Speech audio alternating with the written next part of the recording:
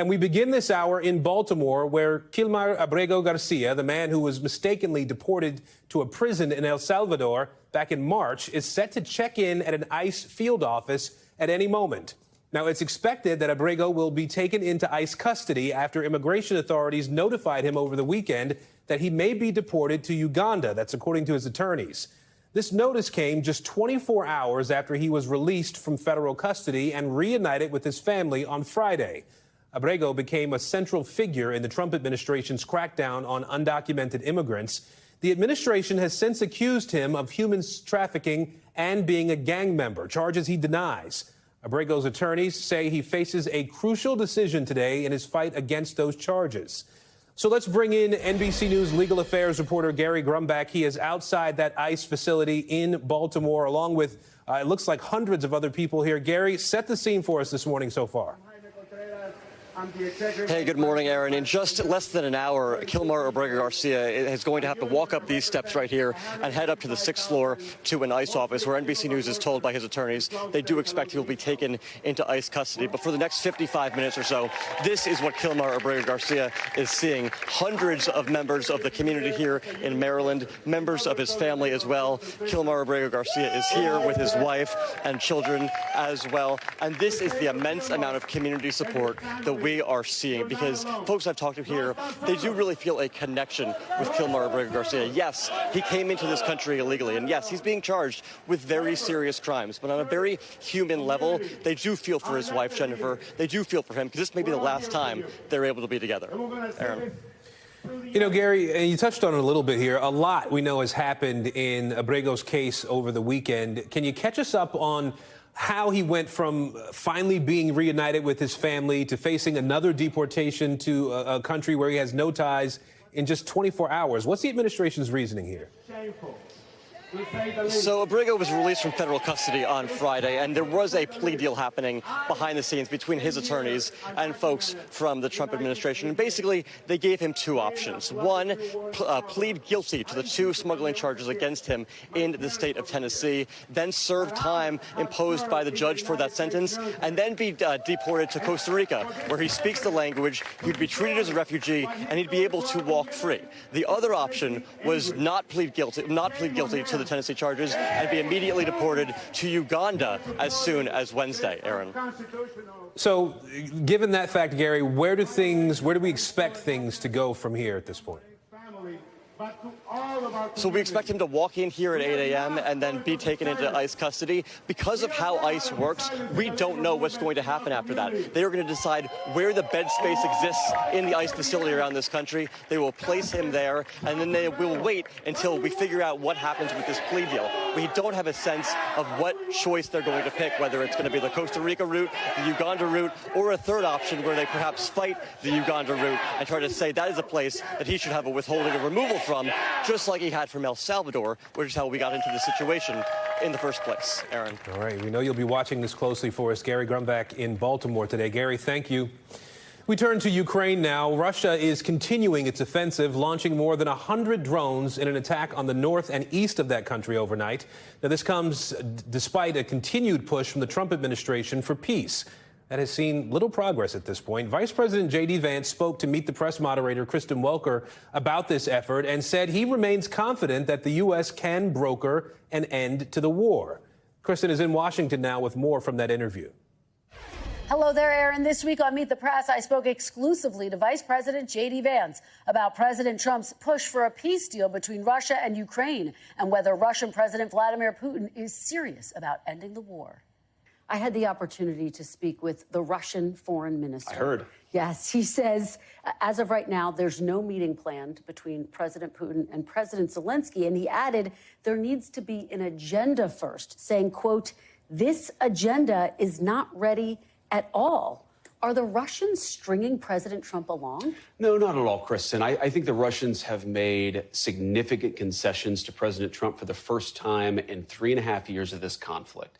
They've actually been willing to be flexible on some of their core demands. They've talked about what would be necessary to end the war. Of course, they haven't been completely there yet, or the war would be over, But we're engaging in this diplomatic process in good faith. We are trying to negotiate as much as we can with both the Russians and the Ukrainians to find a middle ground to stop the killing. I think what the president has tried to do here is try to engage in very aggressive, very energetic diplomacy, because this war is not in anyone's interest. It's not in Europe or the United States' interest. We don't think it's in Russia or Ukraine's interest to keep going. So we're going to keep on pushing for a diplomatic solution. And one final point about this, Kristen, if you look historically, whenever you have a complicated war with a lot of death and destruction, it kind of goes in fits and starts. There are hills and valleys to the negotiation. We sometimes feel like we've made great progress with the Russians, and sometimes, as the president has said, he's been very frustrated with the Russians. And we're going to keep on doing what we have to do to bring this thing to a close. I don't think it's going to happen overnight. I think that we're going to continue to make progress, but ultimately, whether the killing stops, that determination is going to belong to whether the Russians and the Ukrainians can actually find some middle ground here. You can see my full interview and a whole lot more at MeetThePress.com. You can also get more at Meet the Press right here on NBC News Now every weekday at 4 p.m.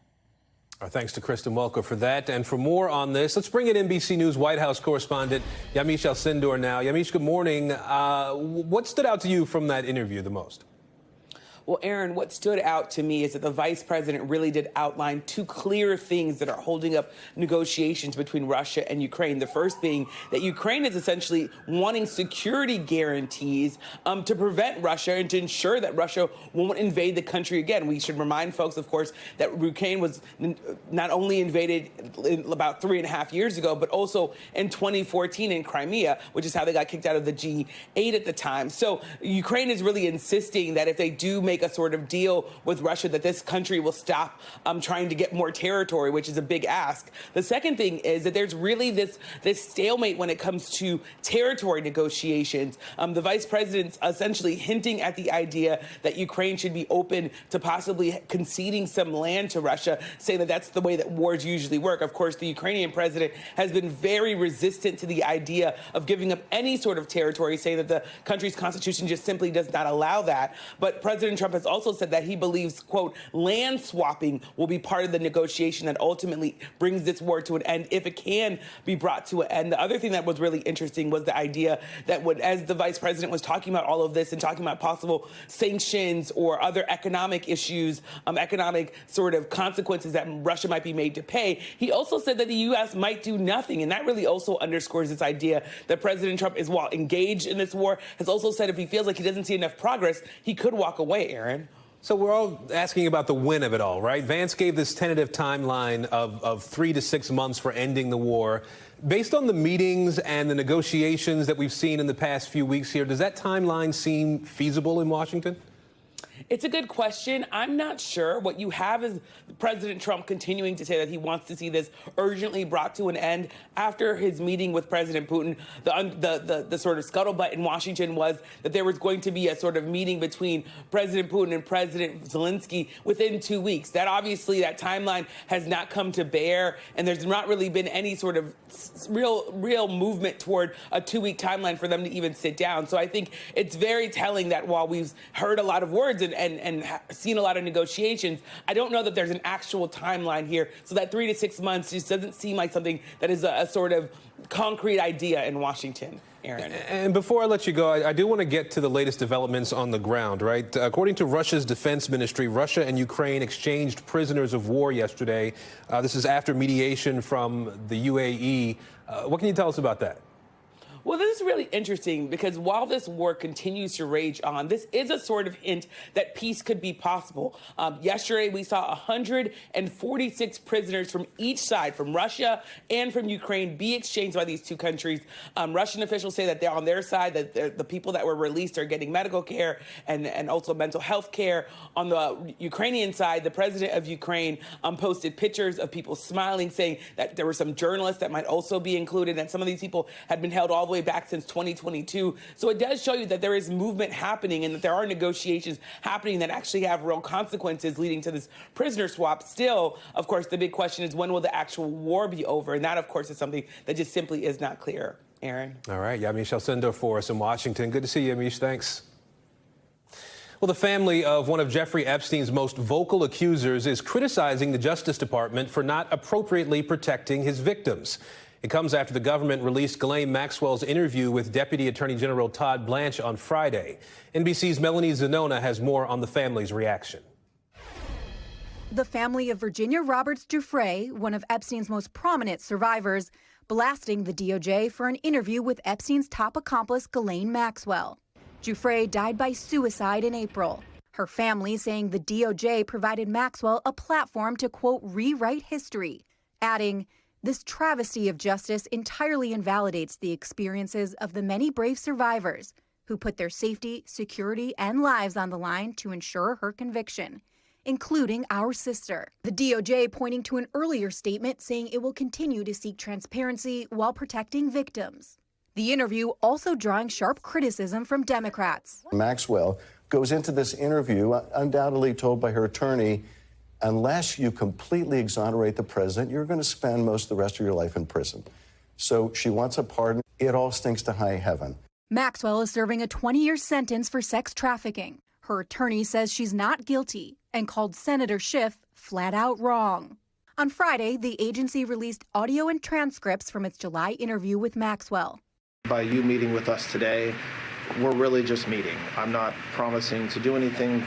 During the two-day sit-down, Maxwell praised Trump and distanced the president from Epstein. I never witnessed the president in any inappropriate setting in any way. She also denied the existence of a so-called client list and rejected the DOJ's assessment that Epstein died by suicide while awaiting trial in 2019. I do not believe he died by suicide. The DOJ transferred Maxwell from a Florida prison to a lower security camp in Texas after her interview, which the Giuffre family says sends a disturbing message. We're learning that a memoir from Giuffre will be published this fall. According to the publisher, she completed the book before she died and said it was her heartfelt wish that the memoir be published regardless of her circumstances. Back to you. Melanie Zona for us in Washington there. Several U.S. cities are now pushing back after President Trump threatened to deploy the National Guard to control what he sees as out-of-control crime. That's despite statistical evidence that says the opposite. Now, this includes Chicago, where the mayor says he is taking the threats seriously and his team plans to stand firm. NBC News correspondent Shaquille Brewster has a look. National Guard troops will be armed while patrolling the streets of Washington, D.C. A DOD official telling NBC News they're officially authorized for self-protection. It's a scene Chicago is hoping to avoid. Their mayor, Brandon Johnson, pushing back on President Trump's threat to send the National Guard to more American cities. We don't need cities across America occupied by our military. They don't have policing powers. They don't have arresting powers. The president also suggesting on social media, I will send in the troops to Baltimore after targeting New York and Chicago in the Oval Office Friday. We'll go ahead and we'll straighten out Chicago, just like we did D.C. Chicago is very dangerous. According to Chicago police statistics, murders, robberies, and shootings are all down more than 30% this year. Illinois Governor J.B. Pritzker accusing Trump of abusing his power and saying in a statement that there is no emergency that warrants deploying the National Guard. Chicago has been a frequent focus of Trump's criticism, going back to his first term when he sent hundreds of federal agents in 2020 to target violent crime. Help is on its way. But the latest threats come after the president mobilized D.C.'s National Guard this month and took over the California National Guard in July over the objections of state and local leaders. As Illinois leaders and the ACLU vow a swift legal response. There's a higher barrier for the president to send National Guard into Chicago. He's going to have to articulate a reason for doing it. Leaders here are raising constitutional states' rights concerns, suggesting a legal challenge would be filed almost immediately. It's a similar line of messaging that you're hearing from Maryland's Governor Wes Moore, who said that Trump's use of the National Guard is a scare tactic. Back to you.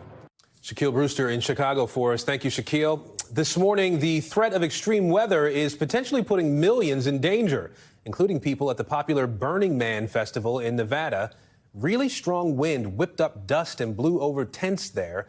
At the same time, there are heat alerts in place from Washington State to Southern California this morning. Forecasters are predicting record high temperatures for the start of the week.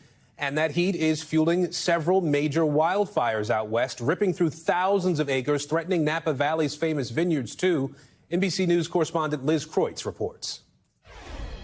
Fires, wind, and heat causing extreme weather conditions across the West. Oh my God, something just picked up and blew into our RV. In northern Nevada, this is the scene at Burning Man. Wind gusts up to more than 50 miles per hour, causing a freak dust storm, wiping out some camps and severely limiting visibility at the start of the week-long festival. The kitchen tent came down on top of people. Videos showing some people head to toe covered in dust and clinging to poles trying to save their tents. Traffic to get inside the makeshift Black Rock City backing up for hours, with the National Weather Service also warning of possible monsoon thunderstorms.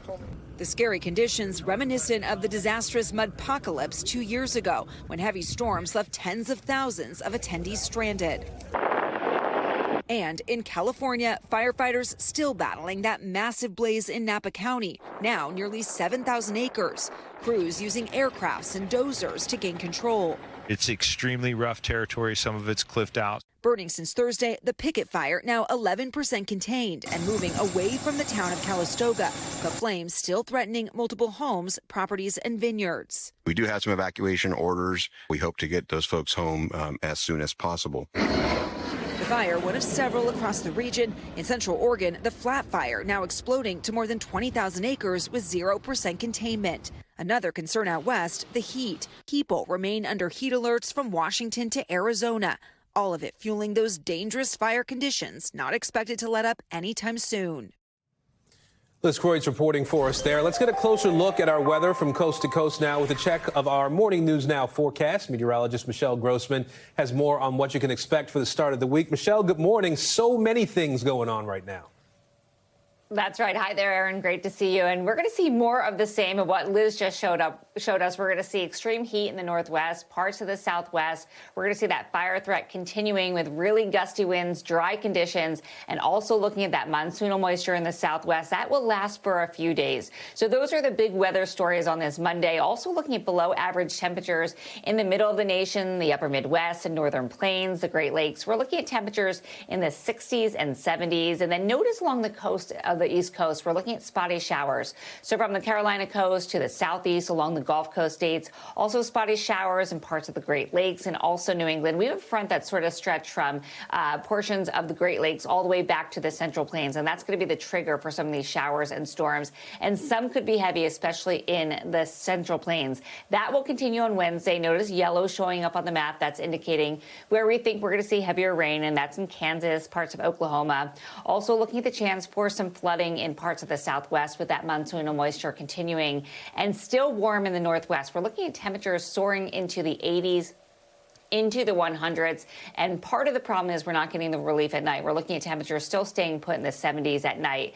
This heat should break by Thursday, so a little bit of a break for the later part of the week. And then it tastes to fall in the northeast into New England to kick off getting close to the Labor Day weekend. We're looking at temperatures in the 70s throughout Wednesday, Thursday, and Friday. Here is Friday. Notice a lot of green on the map. This is really kicking off the Labor Day weekend. We're looking at southeast showers, looking at heavy rain along the Gulf Coast states into the Mississippi Valley.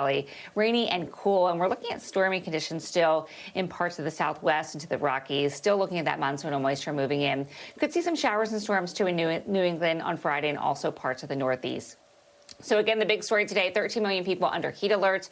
We're looking at heat advisories. Those are in the orange. Also extreme heat warnings for Portland, Medford, down to portions of southwest, Southern California. Fresno, you're under heat advisory. And again, we're going to see those temperatures soaring into the 90s and into the 100s. Fire risk does continue. We have 60 large fires burning in the west, and we're going to continue to see those conditions not great. We're looking at winds gusting up to 50 miles per hour. It's going to be really dry, too. So look at this temperature difference. The extreme heat out west, we're looking at August chill, so to speak. That should be in quotes, I think.